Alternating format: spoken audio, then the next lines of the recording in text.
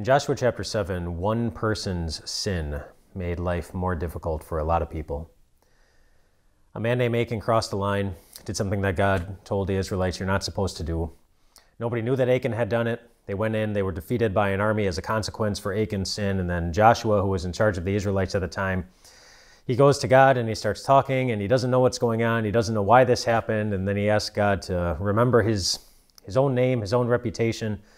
And he said, God, what are you going to do for the sake of your great name? And then God answered Joshua. And I want you to listen to God's answer to Joshua, and I'm going to highlight just one word in his answer that's really significant. Here it is. So here's the entire answer. The Lord said to Joshua, "Stand up, what are you doing down on your face? Israel has sinned.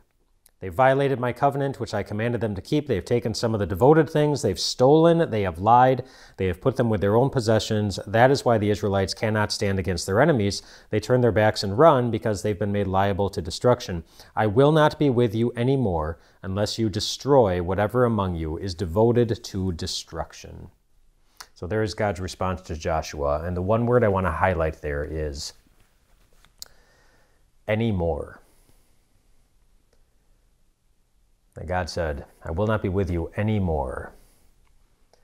And why do I want to highlight that word? Because it was a reminder to Joshua of something really important.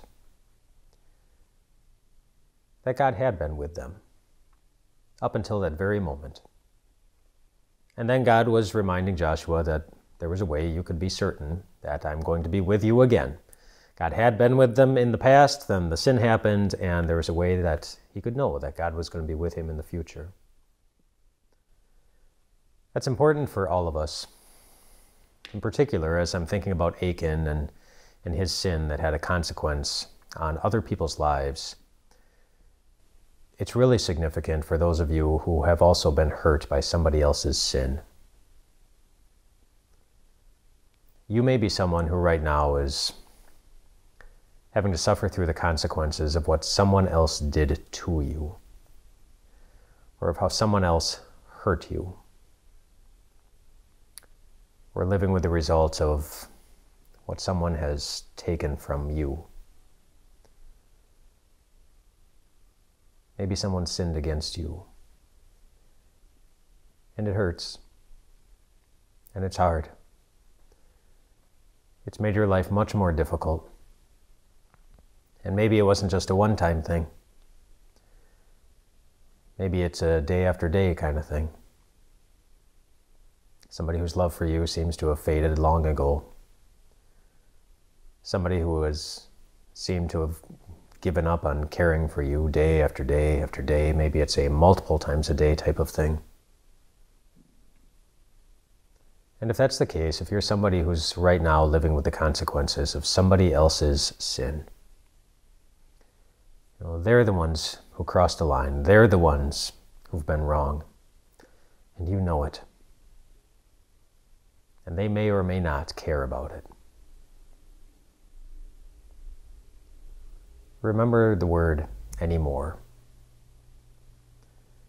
Remember what that word would have meant for Joshua. That God had been with them in the past. Through everything. Through all the ups and downs they had previously been through, getting him to that very moment.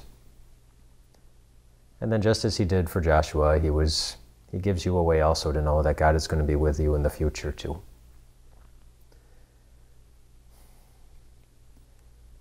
He points you to the cross of Jesus, where we are reminded that, well, Jesus didn't die to make us an underdog. Jesus didn't suffer the consequences of other people's sins so that we could go through life wondering if God was really going to be with us through everything and every sin. He completed that sacrifice so that you could know. The God who has gotten you this far, He's not going to fail to be with you so you can keep going. Nothing gets the best of God's children. No one gets the best of God's children. No threat, no consequence, no sin.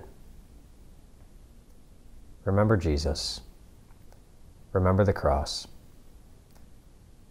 God will be with you through everything. Rest well tonight, my friends.